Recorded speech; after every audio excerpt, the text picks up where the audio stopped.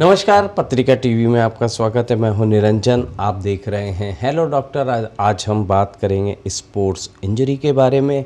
खेल हमारे जीवन का अहम हिस्सा हैं, लेकिन यह इंजरी केवल खेल में ही नहीं आती, रोज़मर्रा की ज़िंदगी में भी हमें ऐसी चोटें लगती हैं जो स्पोर्ट्स इंजरी की कैटेगरी में आती हैं। इन सब विषयों पे बातचीत होगी। हमारे आज के जो विशेषज्ञ हैं उनका परिचय आपको दे देते हैं। डॉक्टर रजत जांगीड़ हड्डी रोग विशेषज्ञ हैं और इसके साथ ही आप स्पोर्ट्स इंजरी के एक्सपर्ट भी हैं। वर्तमान में आप महात्मा गांधी मेडिकल कॉलेज जयपुर के हड्डी रोग विभाग में प्रोफेसर और यूनिट हेड हैं। आपको 13 वर्षों से अधिक का अनुभव है। आप वर्ष 2016 रियो ओलंपिक्स में स्पोर्ट्स फिजिशियन के रूप में शामिल हो चुके हैं। आप ऑर्थो में एमएस के साथ डिप्लोमा इन स्पोर्ट्स मेडिसिन और डिप्लोमा इन फुटबॉल मेडिसिन भी हैं और आपकी विशेषज्ञता ऑर्थ्रोस्कोपी में है। अब तक आप हज़ारों मरीजों की ऑर्थो सर्जरी कर चुके हैं और ऑर्थोस्कोपी की बात करें तो लगभग 4000 से ज़्यादा मरीज आप ठीक कर चुके हैं, उनका इलाज कर चुके हैं। तो डॉक्टर साहब, इस शो में आपका स्वागत है। और आपको देखकर हमें भी अपने जीवन की वे चोटें याद आने लगी हैं जो हम कभी खेलते थे तो हमें हो जाती थी और हम खेल में उम्मीदों के अनुरूप अपना परफॉर्मेंस नहीं दे पाते थे और जो खेलों में हमको आगे बढ़ने का अवसर मिला वो कहीं ना कहीं चोटों के कारण छूट गया हमारे हाथ से। खैर, हमारा तो खेलों में भविष्य बनाना उद्देश्य नहीं था, लेकिन देश में ऐसे नौजवान हैं, ऐसे युवा हैं और ऐसे बच्चे हैं और उनके माता पिता हैं, परिवार वाले हैं जो चाहते हैं उनके बच्चे खेलों की दुनिया में बड़ा नाम करें, लेकिन चोट जो है वो कहीं ना कहीं एक अवरोध डाल देती है। तो हम सबसे पहले तो यही समझना चाहेंगे कि स्पोर्ट्स इंजरी जो है उसको हम कैसे समझें, क्या है एक खिलाड़ी के लिए और एक आम आदमी के लिए। जी नमस्कार। स्पोर्ट्स इंजरी है वो कोई भी इंजरी जो किसी स्पोर्ट्स एक्टिविटी में या एक्सरसाइज में या ट्रेनिंग में हो जाती है तो उसको स्पोर्ट्स इंजरी में अपन रखते हैं। लेकिन जो उसके टाइप्स हैं अगर अपन देखें तो 2 या 3 तरीके से ही हो सकती है।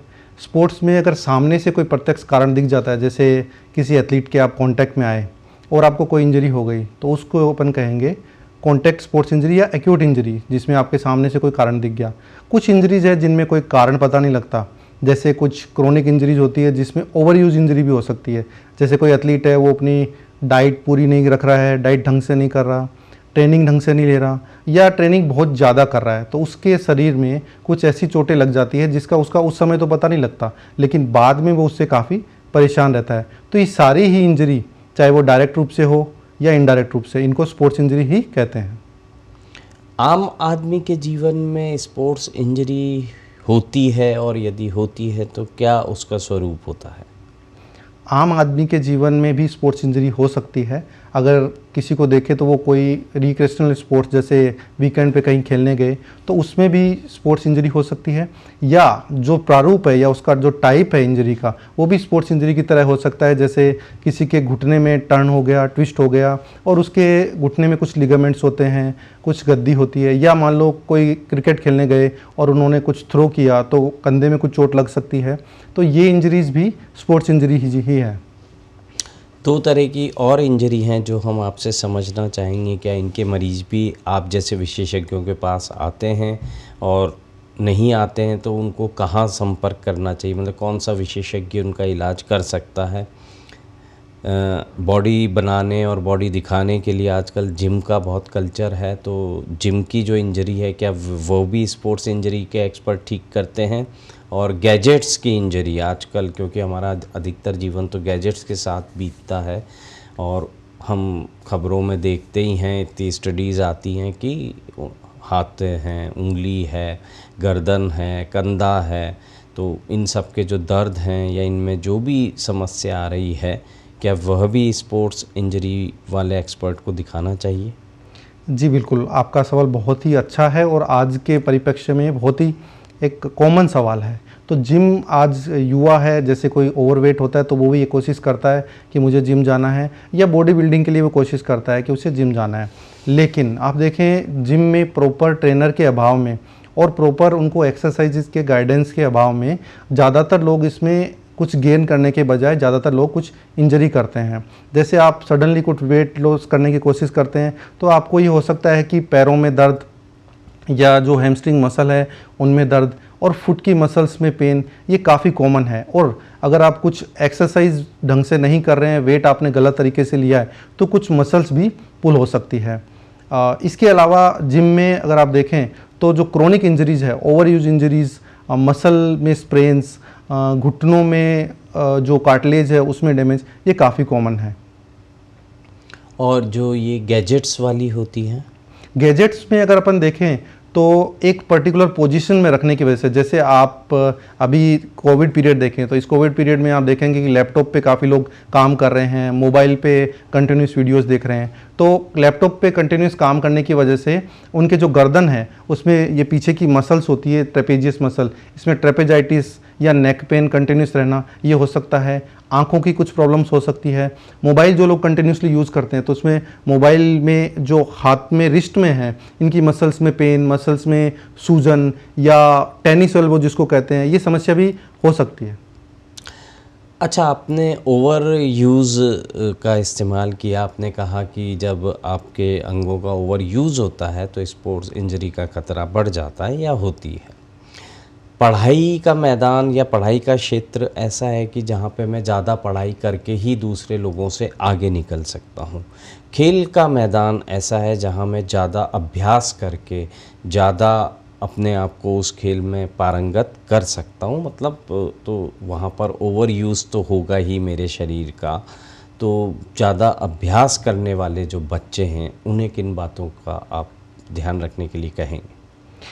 बॉडी में मसल्स और जो बोन है उसमें एवरीडे, जैसे आपके शरीर में देखेंगे तो कुछ बाल नए आते हैं, कुछ बाल झड़ जाते हैं, वैसे ही बोन और मसल, इसमें कुछ जो बोन है वो नई बनती है, मसल्स नई बनती है और कुछ है वो डेड हो जाती है सेल्स। तो यही प्रक्रिया जब आप एथलेटिक एक्टिविटी करते हैं, एक्सरसाइज करते हैं तो उसमें भी होती है। तो आप जैसे उसको स्ट्रेस देते हैं कुछ सेल्स नई बनती है और कुछ सेल्स है वो डेड हो जाती है। लेकिन अगर आप उसको कंटिन्यूस स्ट्रेस ही देते रहेंगे तो जो नई सेल बनने की प्रक्रिया है वो स्लो हो जाती है और जो डेड सेल्स बनने की प्रक्रिया है वो बढ़ जाती है, उसमें टूट फूट बढ़ जाती है। तो ये जो प्रोसेस है वो ओवर यूज बताता है और इसमें इसको बोलते हैं स्ट्रेस इंजरी।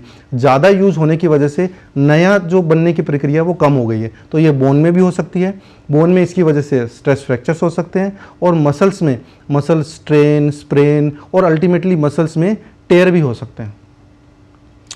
अच्छा, छोटे लेवल पे जहाँ पर ये सुविधा उपलब्ध होती है, स्कूलों में भी आजकल तो कोचेज़ होते हैं, तो बाकी जगह तो खैर स्वघोषित कोच होते हैं कि कोई बहुत सीनियर व्यक्ति है या कभी खेला है उसने, कभी हॉकी उठाई है, कभी गेंदबाजी की है, तो वही छोटे बच्चों का कोच बन जाता है। लेकिन जहाँ पर कोच होते हैं तो क्या जो कोचेज़ हैं उन्हें भी स्पोर्ट्स इंजरी के बारे में कोई नॉलेज होती है या कोई उनको इसका कोर्स कराया जाता है? आमतौर पे अपन देखें तो जो सामान्य अपने स्कूलिंग प्रोग्राम्स जितने भी चल रहे हैं उनमें जो कोचेज़ हैं उनकी इसको लेकर कोई ट्रेनिंग नहीं होती है। लेकिन जैसे जो स्पोर्ट्स अथॉरिटी से एसोसिएटेड है, जैसे फुटबॉल एसोसिएशन है या बीसीसीआई देखें, तो ये अपने कोचेज़ की प्रॉपर ट्रेनिंग कराते हैं। जैसे फुटबॉल एसोसिएशन की बात करें तो इसमें C grade licence, B grade licence, A grade licence, इस तरीके से उनकी प्रॉपर ट्रेनिंग होती है और उसमें बाकायदा जो कोचेज़ हैं उनको स्पोर्ट्स इंजरी के लेक्चर्स भी दिए जाते हैं, जिसमें कुछ लेक्चर्स तो मैंने खुद ने स्वयं ने उनको प्रोवाइड करे हैं। अच्छा, शरीर के कौन कौन से ऐसे अंग हैं जहाँ पर स्पोर्ट्स इंजरी की आशंका बहुत रहती है और किस तरह की इन्हें स्पोर्ट्स इंजरी होती है? ये जो सवाल है आपका, ये अपन नॉर्मल स्पोर्ट्स में देखें, अपने टीवी पे गेम्स जब देखते हैं तो आपने देखा होगा कि जो मसल्स पुल है वो काफ़ी कॉमन एंटिटी है। जैसे क्रिकेट में आपने देखा होगा बॉलर बॉलिंग कराने जाता है तो मसल्स हैं उसकी पुल हो जाती है। लेकिन अगर अपन कंपेयर करें क्रिकेट में जो इंजरी होती है या फुटबॉल में जो इंजरी होती है, तो क्रिकेट उतना ज़्यादा कॉम्पिटिटिव नहीं है कंपेयर टू फुटबॉल। तो ये जो गेम्स है जिसमें बहुत ज़्यादा एग्रेसिवली आपको एक्टिविटी करनी पड़ती है, इनमें घुटने और कंधे की इंजरी बहुत ज़्यादा होती है। ये जो इंजरीज है वो दो तरीके से हो सकती है, कॉन्टैक्ट या नॉन कॉन्टैक्ट। मतलब आप दूसरे एथलीट के कॉन्टैक्ट में आते हैं या बिना उसके कॉन्टैक्ट में आए ही आपको इंजरी हो जाती है। जैसे आपका घुटना सडनली अपने आप टर्न हो जाए, ट्विस्ट हो जाए, एक एंकल में जो इंजरी है, एंकल स्प्रेन है, वो भी काफ़ी कॉमन है, स्पेशली जो नॉन कॉन्टैक्ट स्पोर्ट्स हैं उसमें। और जो कॉन्टैक्ट स्पोर्ट्स होते हैं उसमें आपको जो शरीर पे जो लगने वाली चोटें हैं, स्पाइन में है, कमर में है, गर्दन में है, ये ज़्यादा होती है। अच्छा, खिलाड़ियों के बारे में तो आम धारणा यही है कि भाई ये इतना खेलते हैं, इतनी प्रैक्टिस करते हैं।